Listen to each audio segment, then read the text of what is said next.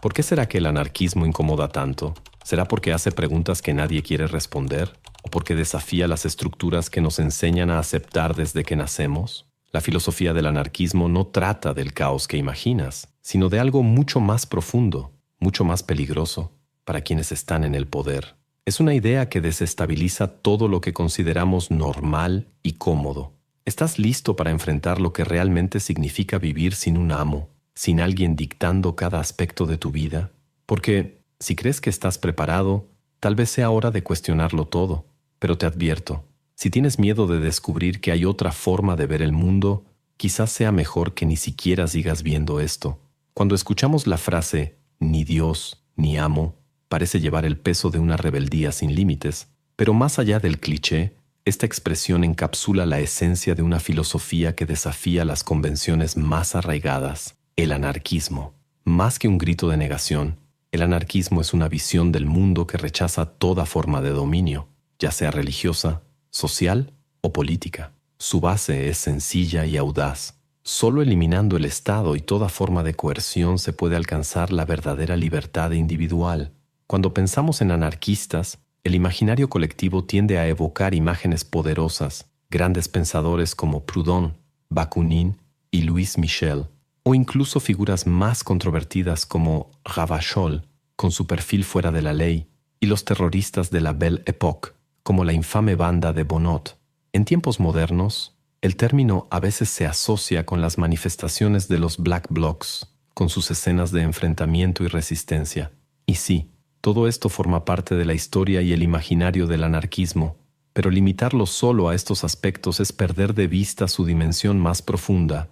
El anarquismo es, ante todo, una filosofía. Para comprender esta filosofía necesitamos remontarnos a la Revolución Francesa, un acontecimiento que redefinió el entendimiento sobre el individuo y el Estado. A partir de 1789, el individuo comenzó a ser visto como un fin en sí mismo. La libertad, el desarrollo personal y la búsqueda de la felicidad se convirtieron en los pilares que deberían sustentar cualquier organización política. En este contexto, la libertad individual se posicionó en el centro de las preocupaciones políticas y sociales. Este legado revolucionario tiene raíces aún más profundas en la filosofía de la Ilustración, que confiaba en la capacidad del individuo para pensar y decidir por sí mismo. Los ilustrados defendían que no era necesario depender de una autoridad religiosa para comprender a Dios o su ley. Del mismo modo, la moralidad no necesitaba ser impuesta por una figura externa. El individuo era plenamente capaz de discernir lo que es bueno, justo y verdadero, basándose únicamente en su propia razón. El anarquismo hereda este espíritu ilustrado, pero va más allá. No se conforma con cuestionar la autoridad religiosa o moral. Desafía la misma idea del poder centralizado. Su creencia es que un mundo más justo y equitativo solo puede surgir cuando cada individuo tenga plenas condiciones para ejercer su libertad sin dominación. No se trata de caos o desorden, como muchos imaginan, sino de una organización basada en la cooperación voluntaria, la solidaridad y el respeto por la autonomía de los demás. Así, al explorar los fundamentos filosóficos del anarquismo, nos damos cuenta de que es mucho más que un movimiento político o un conjunto de técnicas de resistencia. Es una invitación a reflexionar sobre cómo nos relacionamos con el poder, con la libertad y con los demás. Y sobre todo, es un llamado para imaginar un mundo donde no necesitamos amos para saber quiénes somos, ni dioses para decirnos lo que es correcto. Si nos detenemos a pensar, una persona verdaderamente racional no necesita que alguien más le diga qué está bien o mal, o cuál es el camino moral más elevado. Tiene la capacidad de discernir, de decidir por sí misma y de guiarse con autonomía. Pero aquí surge un punto interesante. La propia filosofía de la Ilustración lleva consigo una paradoja. Si la libertad es el más fundamental de los derechos humanos, ¿cómo lidiar con la contradicción que esto conlleva? Después de todo, el ser humano está impulsado por dos fuerzas opuestas, el altruismo y el egoísmo. El altruismo es ese impulso que nos conecta con los demás, con la sociedad. Es lo que nos impulsa a crear, a innovar, a construir algo que beneficie no solo a nosotros mismos, sino a todos. Cuando observamos los grandes logros de la humanidad, nos damos cuenta de que solo tienen sentido porque vivimos en sociedad. Pensemos en la invención de la imprenta. Gutenberg no creó la imprenta solo para su propio uso, la desarrolló con el potencial de impactar a toda la humanidad. Y lo mismo ocurrió con la filosofía, los descubrimientos científicos y el progreso en general. Detrás de todo esto había un deseo de contribuir, de mejorar el mundo que nos rodea, pero el otro lado de la moneda es el egoísmo. Este es un impulso que también es esencial, ya que está relacionado con nuestra propia supervivencia. El egoísmo nos lleva a cuidar de nuestros intereses, a garantizar lo necesario para nuestra existencia. Y aquí entra el concepto de propiedad, el derecho de poseer algo que sea nuestro, algo que podamos llamar nuestro. Este instinto de preservación individual es tan poderoso como el deseo de contribuir a la sociedad. El desafío está precisamente en equilibrar estos dos impulsos. El altruismo nos empuja hacia lo colectivo, mientras que el egoísmo nos ancla a lo individual. Esta tensión es una de las razones por las que movimientos como la Revolución Francesa no lograron materializar por completo la idea de una sociedad completamente emancipada. El derecho a la propiedad, por ejemplo, aunque esencial para garantizar la libertad individual, muchas veces entra en conflicto con los principios de igualdad y bienestar social que la revolución buscaba. Al final de cuentas, tal vez la verdadera sabiduría radique en reconocer esta dualidad dentro de nosotros. Ni el altruismo puro, ni el egoísmo extremo son sostenibles por sí solos. Lo que nos hace humanos es precisamente esa constante negociación interna, esa búsqueda de armonía entre lo que es mejor para nosotros mismos y lo que es mejor para el mundo que nos rodea. ¿Alguna vez te has detenido a reflexionar sobre la relación entre libertad y propiedad? Es un tema que ha trascendido siglos y se convirtió en el eje central de la Declaración de los Derechos del Hombre de 1789. Ahí, en su primer artículo se establece que los hombres nacen y permanecen libres e iguales en derechos. Parece algo sencillo, casi poético, pero en el artículo segundo, la Declaración deja claro que estos derechos incluyen la libertad y la propiedad. Y por si fuera poco, el artículo 17 concluye afirmando que la propiedad es un derecho inviolable y sagrado. Esto crea una idea poderosa. La libertad y la propiedad serían inseparables. Para los autores de la Declaración, no podría haber libertad plena sin propiedad, y al mismo tiempo, poseer algo sería la esencia de ser libre. Es como si estas dos nociones se fusionaran, como dos caras de la misma moneda. En la práctica, esto sugiere que ser libre es, ante todo, tener el derecho de poseer, y que poseer garantiza la libertad. Pero no todos compartían esta visión.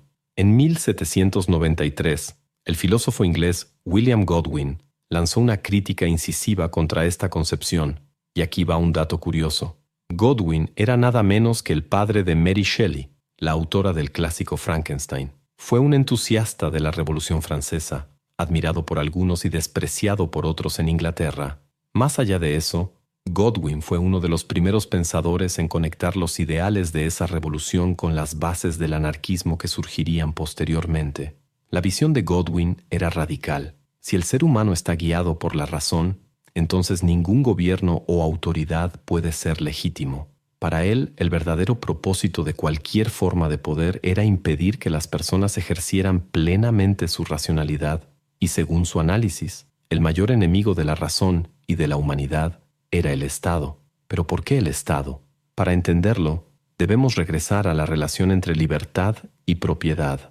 Mientras que la Revolución Francesa planteaba que estas dos ideas eran complementarias, Godwin veía lo contrario. Donde hay propiedad, no puede haber libertad.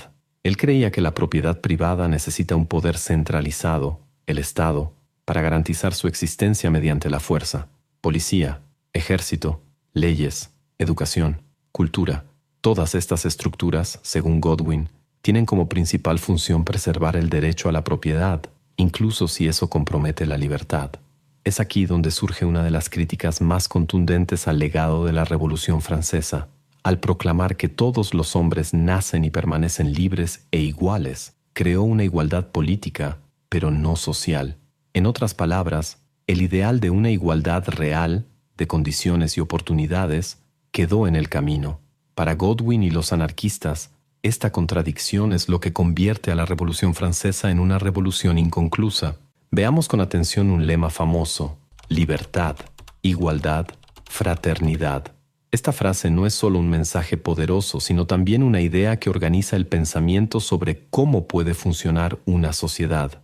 Nota que el orden de las palabras sugiere una lógica. La libertad viene primero, creando las condiciones para la igualdad, y esta, a su vez, abre espacio para la fraternidad. Tiene sentido a primera vista, ¿verdad? Pero, ¿realmente es así? Para el pensamiento anarquista, esta secuencia necesita un giro. Fraternidad, igualdad, libertad, sería un orden más coherente. ¿Por qué? Porque sin fraternidad, ese sentido genuino de solidaridad y respeto mutuo, no se puede construir la igualdad. Y sin una igualdad real, la libertad se convierte en una ilusión, limitada a unos pocos. Cambiar el orden de estas palabras no es solo un simple juego de lógica, es una forma de replantear la sociedad de manera más justa, casi como redirigir el ideal revolucionario hacia el camino correcto.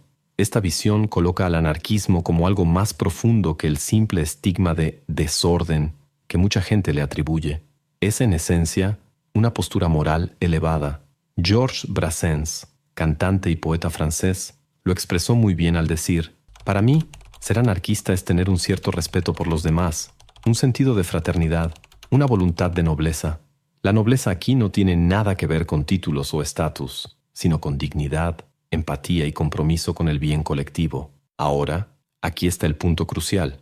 No es la libertad la que genera la igualdad. Al contrario, es la igualdad concreta, aquella que se refleja en las condiciones de vida y las oportunidades, la que permite la libertad. Esa llamada igualdad de derechos, de la que tanto escuchamos hablar, muchas veces es solo una cortina de humo. Funciona como una fachada bonita para esconder desigualdades profundas y legitimar estructuras de opresión, como el derecho a la propiedad, que, cuando se lleva al extremo, se convierte en un mecanismo para explotar a otros. Fue exactamente esta idea la que llevó a Pierre-Joseph Proudhon, uno de los grandes pensadores del anarquismo, a declarar su famosa máxima: la propiedad es un robo. Pero calma, no estamos hablando de algo radical como quitarte tu casa, tus objetos personales o tus medios de trabajo. Cuando los anarquistas critican la propiedad, se refieren a algo específico: la propiedad lucrativa. La propiedad lucrativa es aquella que genera ingresos sin que el propietario tenga que trabajar en ella. Es, por ejemplo, poseer un edificio en renta sin poner un pie en él, o tener acciones en una empresa que obtiene ganancias gracias al esfuerzo de otras personas. Es transformar el capital en un mecanismo de acumulación a costa del trabajo ajeno. Este tipo de propiedad, que concentra la riqueza en pocas manos, no solo alimenta desigualdades, sino que también encierra a muchos en ciclos de explotación económica. Al final de cuentas, lo que está en juego es mucho más que una idea o un eslogan. Es la forma en que elegimos organizar nuestra convivencia, nuestros valores y nuestro futuro. Al fin y al cabo, una sociedad que valora la fraternidad genuina no necesita crear igualdades o libertades de fachada. Construye esas bases de manera real y sólida. Para los anarquistas, la libertad debe respetar solo una excepción absoluta. Nadie puede poseer algo que le permita explotar a otra persona. Esa renuncia, por más paradójica que parezca, es lo que hace posibles todas las demás libertades. Pero entonces surge una pregunta intrigante. ¿Por qué el Estado es visto como el guardián de la propiedad que genera lucro? ¿No podríamos imaginar un Estado cuya función sea exactamente lo opuesto? ¿Garantizar que nadie detente poder sobre otros mediante la propiedad? Antes de responder, necesitamos entender qué son realmente el Estado y la sociedad. De manera sencilla, podemos decir que la sociedad es el conjunto de individuos unidos por un contrato social, mientras que el Estado es el instrumento creado para hacer valer ese contrato. Pero es precisamente ahí donde radica la contradicción. Si la sociedad está compuesta por los individuos que la conforman, el Estado, al asumir el rol de garante, se posiciona fuera de esa ecuación. Actúa como una entidad externa que no forma parte del contrato social que protege. Esa exclusión tiene consecuencias profundas. Al distanciarse de la sociedad, el Estado empieza a desarrollar intereses propios. Deja de ser simplemente un instrumento de mediación y comienza a operar como una entidad con agendas independientes, muchas veces en conflicto con los intereses de la sociedad y los individuos que debería proteger. El Estado, que depende de la riqueza generada por la sociedad, poco a poco empieza a apropiársela, convirtiéndose en algo que no sirve, sino que se sirve. Con el tiempo, El Estado deja de ser visto como un aliado y se posiciona como un adversario. Es aquí donde anarquistas y comunistas se separan. Ambos comparten el sueño de una revolución que elimine la propiedad privada de los medios de producción, creando una sociedad donde todo sea de todos. Pero la divergencia es clara. Mientras que los comunistas, siguiendo a Marx, creen que el Estado puede ser utilizado como una herramienta de transición hacia esa sociedad ideal, los anarquistas ven al Estado como el problema, no como la solución. Para Marx, el Estado tendría un papel central en la llamada dictadura del proletariado, expropiar los medios de producción de manos de los capitalistas y organizar una producción socializada. Sería una fase transitoria necesaria para desmantelar el sistema actual, pero para los anarquistas, especialmente bajo la influencia de Bakunin, el mayor crítico de Marx, esa concentración de poder en el Estado, aunque sea temporal, es peligrosa. Inevitablemente lleva a la burocratización y al surgimiento de nuevas jerarquías, transformando la dictadura del proletariado en nada más que una dictadura común, perpetuando la opresión que debería terminar. Para los anarquistas, es difícil imaginar un futuro donde el Estado deje de ser visto como un obstáculo para la libertad y el bienestar de la sociedad. Esta profunda desconfianza ha llevado al anarquismo, en todas sus vertientes, a defender que la destrucción del Estado es una condición indispensable para alcanzar una sociedad verdaderamente justa. No es casualidad que los primeros grandes pensadores anarquistas condenaran con vehemencia el comunismo en sus modelos tradicionales. Proudhon, por ejemplo, acusaba a los comunistas de perpetuar la lógica de la dictadura de la industria, del comercio, del pensamiento, de la vida social e incluso de la esfera privada. En sus palabras, era una dictadura en todas las esferas de la existencia. Bakunin, por otro lado, veía al comunismo como una amenaza para la libertad, concentrando todo el poder en manos del Estado y promoviendo la centralización de la propiedad bajo un único control. Aún así, la oposición entre el anarquismo y el comunismo no es tan rígida como parece. A pesar de sus diferencias en cuanto al papel del Estado, anarquistas y comunistas comparten aspiraciones similares con respecto a la justicia social. De hecho, estos dos conceptos pueden coexistir, algo que autores como Pierre Kropotkin, Enrico Malatesta y Carlo Cafiero demostraron al unir las ideas libertarias del anarquismo con los principios comunitarios del comunismo, creando el llamado anarcocomunismo o comunismo libertario. Pero hay un punto que realmente diferencia al anarquismo del comunismo tradicional: el individualismo. Y aquí vale la pena aclarar, el anarquismo no es una filosofía del egoísmo, sino del individualismo. Parece una sutileza, pero la diferencia es profunda. Mientras que el egoísmo es un comportamiento que prioriza únicamente los propios intereses, a menudo a expensas de los demás, como la búsqueda desenfrenada de riqueza sin importar a quién se explota en el proceso, el individualismo es una idea política. Es una visión que valora la emancipación de cada individuo como una parte esencial de una sociedad justa. Para entender mejor, necesitamos profundizar en el concepto de individuo. Esta palabra es fundamental para la filosofía anarquista, porque el anarquismo rechaza abstracciones generalistas como el hombre o la mujer. Estos términos a menudo reducen a personas reales a conceptos alejados de la realidad. Cuando hablamos sobre los derechos del ser humano, tendemos a pensar en el hombre como una entidad abstracta, un ideal, y no en los hombres, las mujeres, los individuos, con toda la diversidad y singularidad que cada uno lleva consigo. Es aquí donde el anarquismo traza una línea incisiva. Para esta filosofía no existen categorías universales, sino una multiplicidad de individuos, únicos e irrepetibles.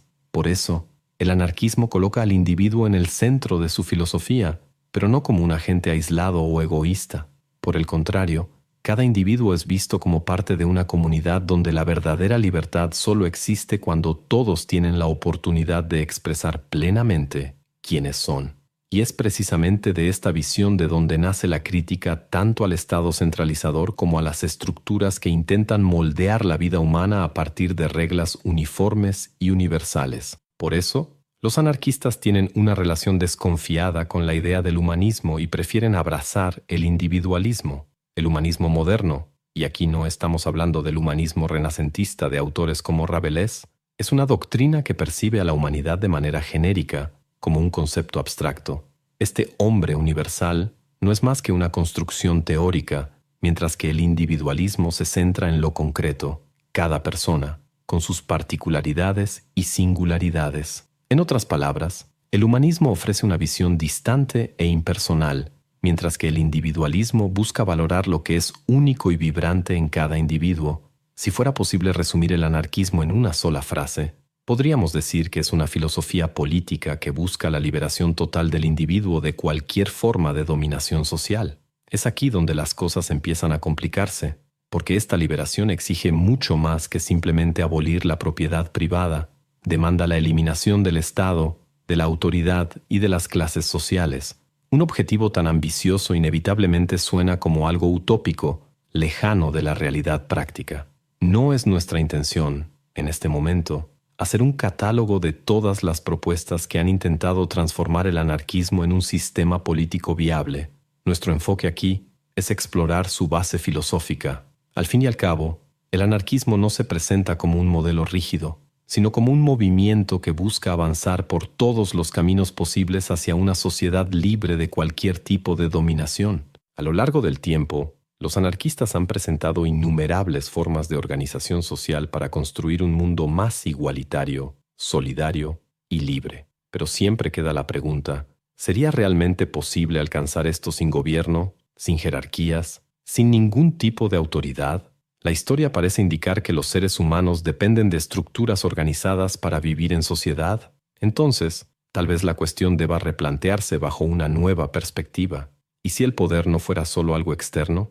¿Y si también estuviera dentro de nosotros? Imagina que el Estado, el tirano o la autoridad no sean solo instituciones fuera de nuestro alcance, sino algo que se infiltra profundamente en nuestras vidas, colonizando nuestras mentes y corazones. El Estado, por ejemplo, puede ser visto como un aparato administrativo externo, pero también se manifiesta en las tradiciones que seguimos, en las leyes que respetamos, en las costumbres que reproducimos sin cuestionar. A través de la educación familiar, las escuelas y las normas culturales, aprendemos a incorporar y perpetuar las fuerzas que nos dominan.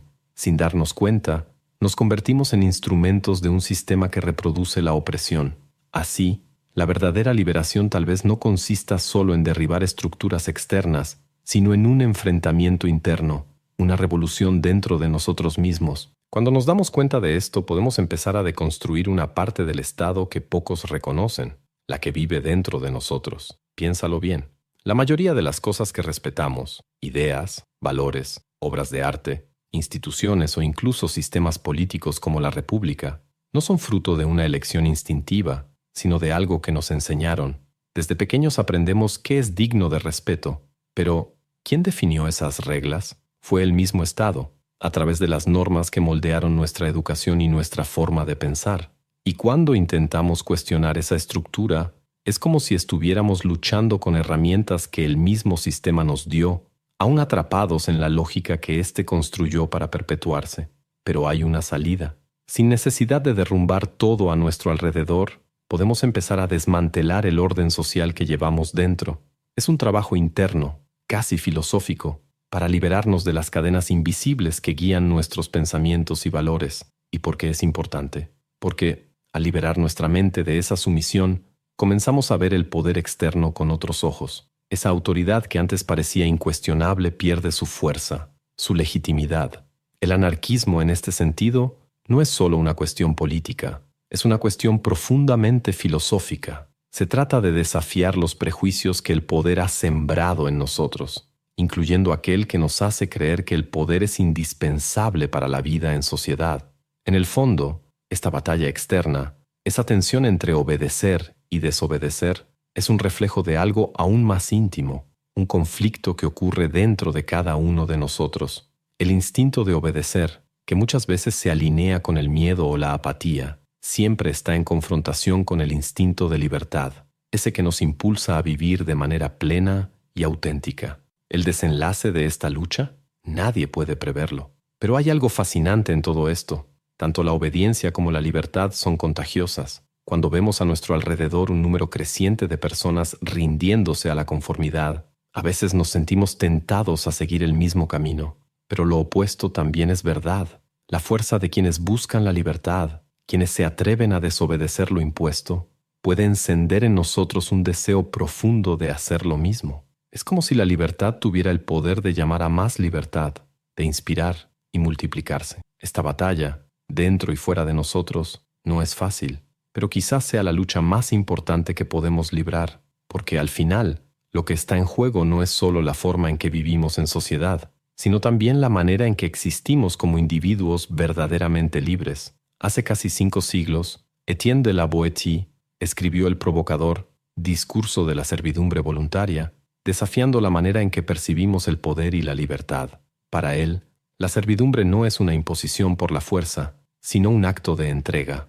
No es el tirano quien arrebata la libertad del pueblo, sino el mismo pueblo quien la ofrece voluntariamente.